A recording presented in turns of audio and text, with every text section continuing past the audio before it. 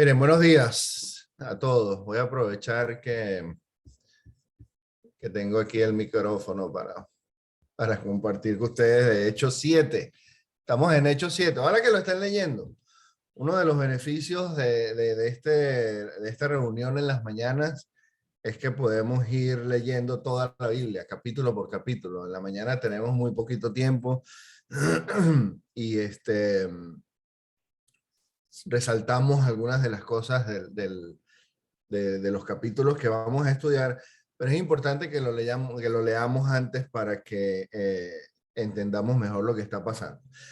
Estamos en el capítulo 7, como ya vimos ayer. Esteban es uno de los 7 escogidos en el capítulo 6. Él es un hombre que está lleno del Espíritu Santo, de sabiduría.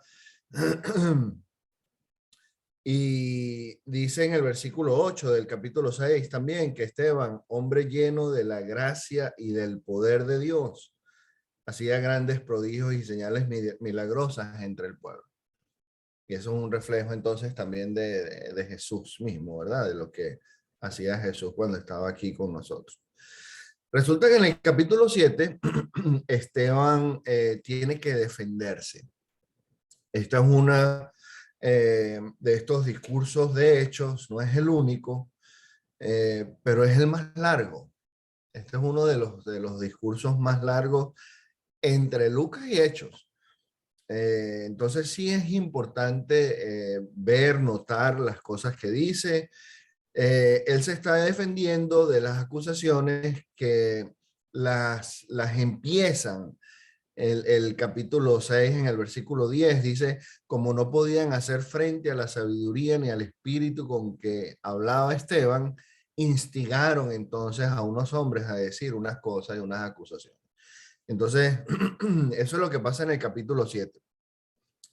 No es la primera vez que hay un discurso de defensa. Pablo lo hace 2 veces por lo menos, hablando de sí. En otra oportunidad él aplica una técnica así más o menos como la que hace Esteban aquí, que vamos a hablar ahorita. Entonces ellos tenían que hacer sus discursos para defenderse de estos ataques. En el capítulo 7 específicamente hay 3 divisiones principales, otra un poquito como aparte, ¿verdad? Esteban habla de Abraham en los versículos del 2 al 8, habla de José del 9 al 16 y habla de Moisés del 17 al 43. En los versículos 44 al 50, Esteban parece que hace una crítica al templo. No por el templo, no por Dios, por supuesto, mucho menos, pero por lo que el cambio que ya estaba pasando, el cambio que ellos estaban viviendo. Y entonces resalta unos puntos que también vamos a ver un poquito con más detalle. Hay 2 citas bien claves aquí del Antiguo Testamento, versículos 42 y 43. Esteban cita de Amós, capítulo 5, 25 al 27. Y en el 49 al 50 a Isaías. Isaías 66, 1 y 2. También otra cosa que es interesante, que nosotros no lo captamos en nuestro idioma, por supuesto, es que Lucas usa frases, palabras de la Septuaginta también, y no solamente de la Biblia hebrea. Entonces él tiene acceso a los 2 documentos. ¿Bien?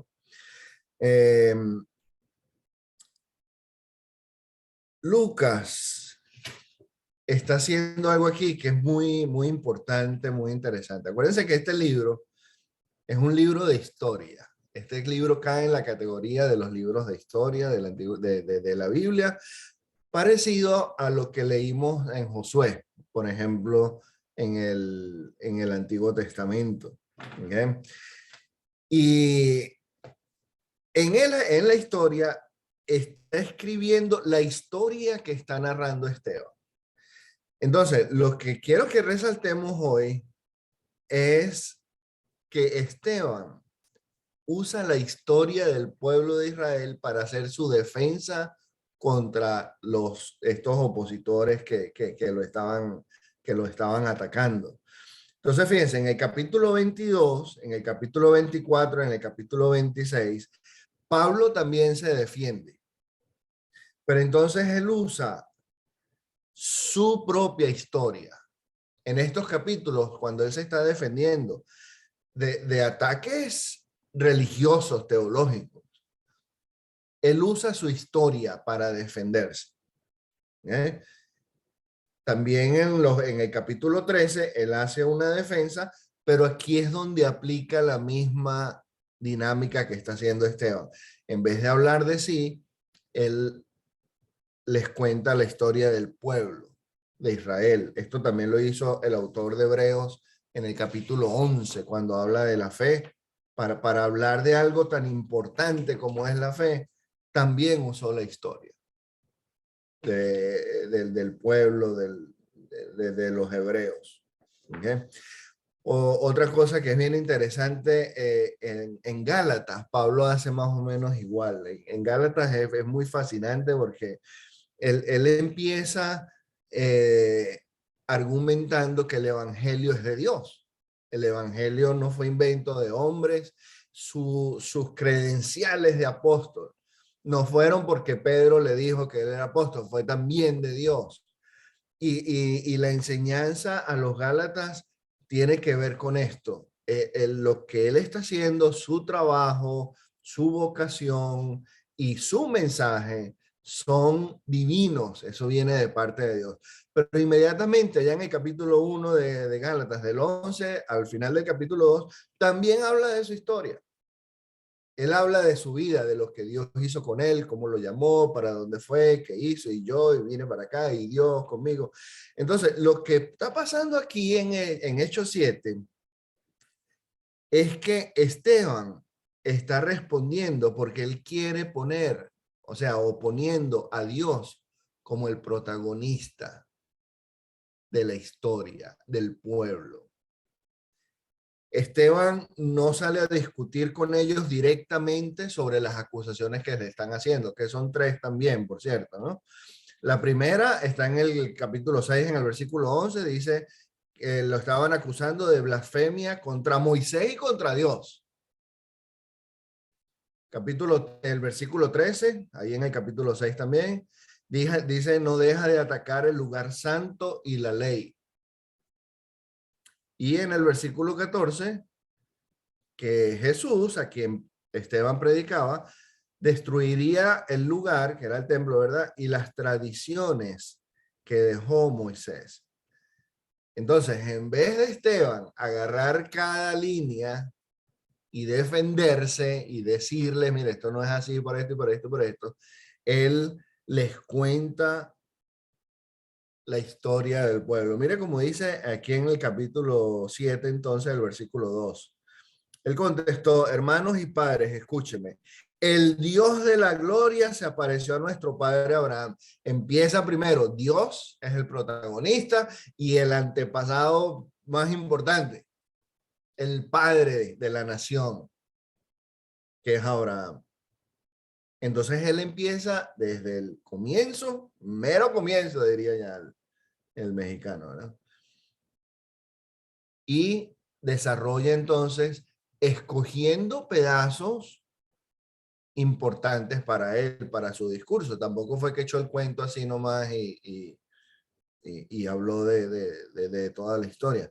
Él escoge estas 3, divide entre estas 3 partes, entonces que son Abraham, José y Moisés. Pero entonces siempre está construyendo con Dios. Dios es el protagonista, Dios fue el que hizo, Dios dijo, vamos a ver algunos versículos aquí. En el versículo entonces 2 dice que Dios llamó a Abraham. En el versículo 4 dice Dios lo trasladó a esta tierra donde ustedes viven ahora.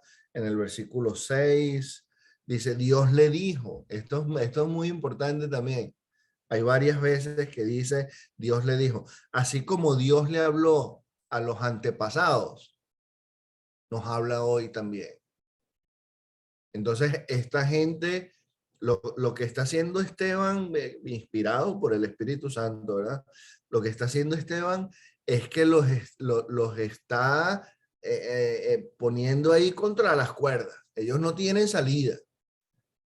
De una manera que ellos pueden decir, oye, si es verdad, estamos viendo cómo Dios se reveló a esta gente tan importante para nosotros, este, y ahorita ven la misma situación. Dios también nos está hablando hoy. Dice en el versículo 9, pero Dios estaba con él. Y eso, por supuesto, evoca a Jesús mismo. Dios estaba con él. Versículo 20. En aquel tiempo nació Moisés y fue agradable a los ojos de Dios. Una de las, creo que es la misma Reina Valera que dice que era hermoso, ¿verdad? Ante los ojos de Dios. Entonces Lucas también, que es importante aquí, porque él es el que está escribiendo esto. Acuérdense que como los libros de historia, no, ni siquiera Lucas estaba aquí cuando esto está pasando. Entonces él no fue testigo ocular de todo lo que pasó en Hechos. Él se suma después, más tarde. Tampoco es que Dios le estaba dictando que escribir. Acuérdense que Howard, cuando introdujo el libro allá en el capítulo 1, en los dos tomos, en Lucas y en Hechos, estábamos leyendo que Lucas organizó, preguntó, recopiló, anotó. Ese es el proceso de inspiración. Inspiración no es que el hombre se sentó con un lápiz y Dios le iba diciendo lo que iba escribiendo. Él iba buscando, anotando, preguntando y así hizo su documento. En este proceso Dios lo va guiando, pero con la libertad de escribir con sus propias palabras, arreglar su documento como él quería, poner, añadir según el espíritu le inspiraba. Entonces, en el libro de Hechos, también, por ejemplo, en el capítulo 3, en el versículo 13, ya Lucas nos viene hablando de esto, ¿verdad? Dice, perdón, el Dios de Abraham, de Isaac y de Jacob, el Dios de nuestros antepasados. Eso no es nuevo. La autoridad, el que importa, el protagonista es Dios, el mismo Dios de nuestros antepasados. En el capítulo 5, en el versículo 30, también dice, el Dios de nuestros antepasados resucitó a Jesús, a quienes ustedes mataron colgándolo de un madero. Y entonces ya estamos en el capítulo 7, en el versículo 2, entonces dice que se le apareció a Abraham, que es antepasado, y en el versículo 32, yo soy el Dios de tus antepasados, el Dios de Abraham, de Isaac y de Jacob, y eso es cuando está hablando con Moisés. Entonces, Esteban sigue organizando esto de tal manera que le muestra a sus acusadores que el protagonista es Dios. Y entonces, bueno, ya vimos cómo Pablo lo hace antes, inclusive en otros libros también. ¿Qué es lo que me dice a mí esto, esta historia de por qué estos hombres hicieron esto? Fíjense que el mismo Pablo repite su historia varias veces. Y no me quiero adelantar a los muchachos que van a estar enseñando después más tarde. Pero entonces en estos capítulos que estamos hablando, vemos que Pablo repite su historia y ve cómo fue que Dios lo llamó. ¿Qué pasa cuando nosotros vemos atrás? Cuando tú ves la historia tuya, de allá, ponle tú de cuando te bautizaste. Como muchas veces hablamos del hermano que nos bautizó, del hermano que me enseñó. ¿Será que fue el hermano? Que, ¿sí? ¿O sería Dios que te estaba llamando a través de este hermano? Decisiones que tú tomaste. Y ahorita, después de años, que es normalmente lo que pasa, después de años tú dices, oye, yo puedo ver la mano de Dios, cómo estaba ahí, cómo me estaba guiando, cómo Dios me sanó, aunque fue el médico que te dijo, cómo me ofrecieron, Dios me puso en este trabajo y fue esta empresa que te contrató o este negocio que hiciste y yo me casé con esta hermana y fue también entonces Dios que los junta, que los une, que los ayuda. El asunto es, hermanos, que Dios actúa en nuestras vidas constantemente. Él está presente. Nosotros tenemos, adoramos, tenemos amistad, hemos sido reconciliados con el Dios Todopoderoso que está vivo, que se comunica con la gente de muchas maneras, como dice Hebreo. Yo creo que abusamos un poquito lo de Hebreos y entonces lo limitamos a Dios, a la palabra, a la Biblia. Pero ¿qué pasa cuando hoy, en conversaciones que tú tengas con gente, vivencias que tú vayas teniendo durante el día, vas viendo cómo se manifiesta Dios en tu vida diaria? Fíjense, por ejemplo, cuando Moisés, cuando prende la zarza, eso era un día ordinario para Moisés. Él estaba ahí con su rebaño, con sus cosas, y de repente está viendo, oye, y esa zarza que está prendida, pero no sé qué, voy a ver qué es. Él conocía.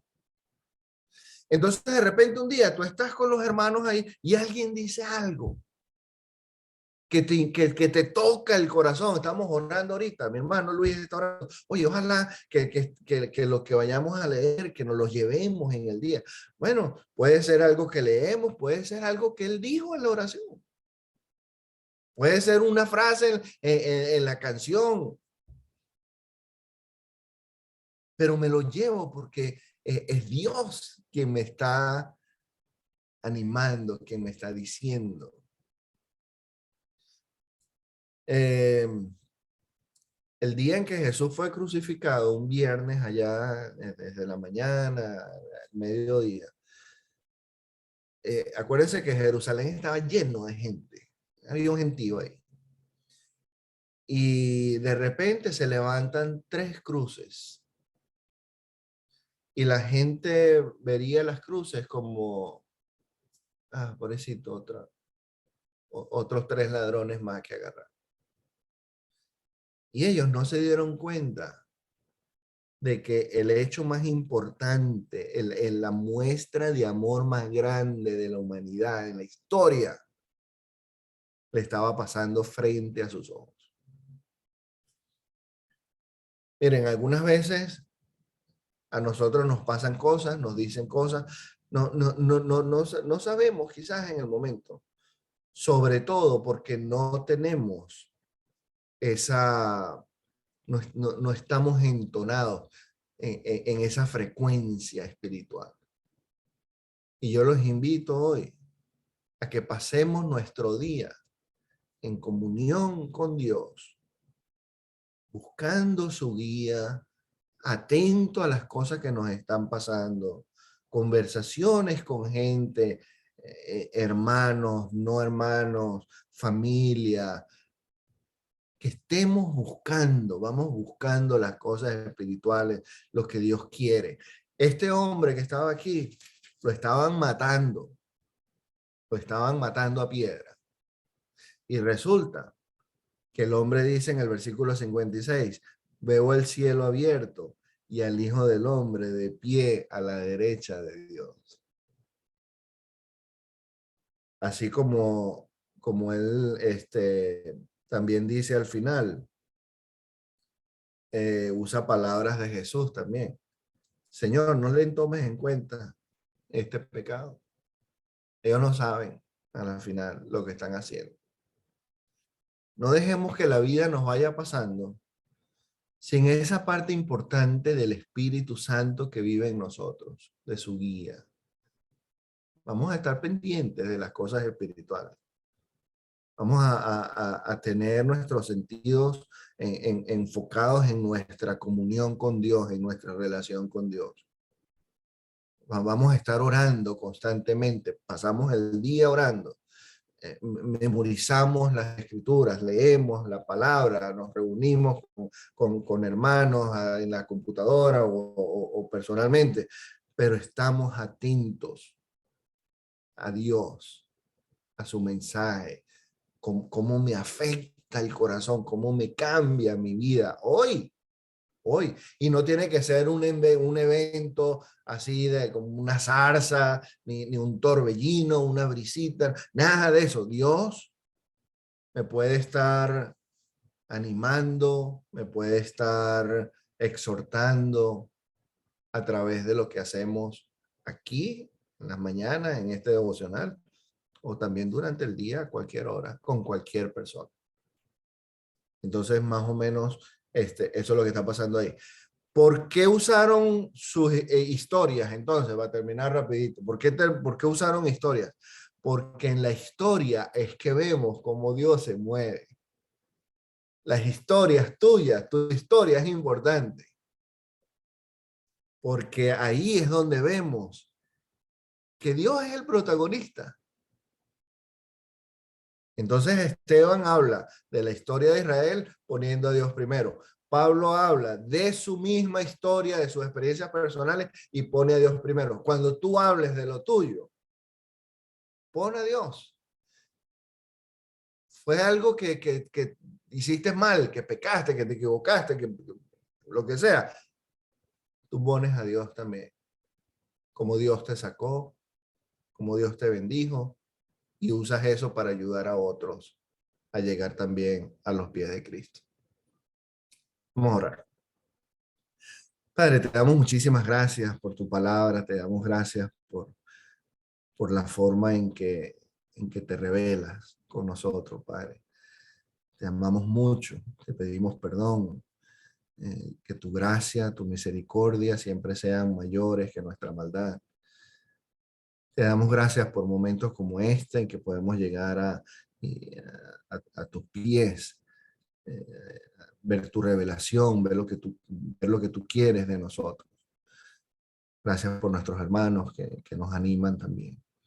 Te pedimos hoy, Señor, que nos ayudes, nos dé el deseo de caminar contigo, Padre, de estar atento a tu santidad, a tus muestras de amor, a tu guía. Te pedimos entonces que nos bendigas hoy, que te quedes con nosotros donde quiera que estemos. Estamos regados en todo el mundo ahorita, literalmente, en este grupo. Te pedimos que nos bendigas y que nos cuides. Te damos las gracias a través de tu Hijo, nuestro Rey, nuestro Señor Jesús. Amén.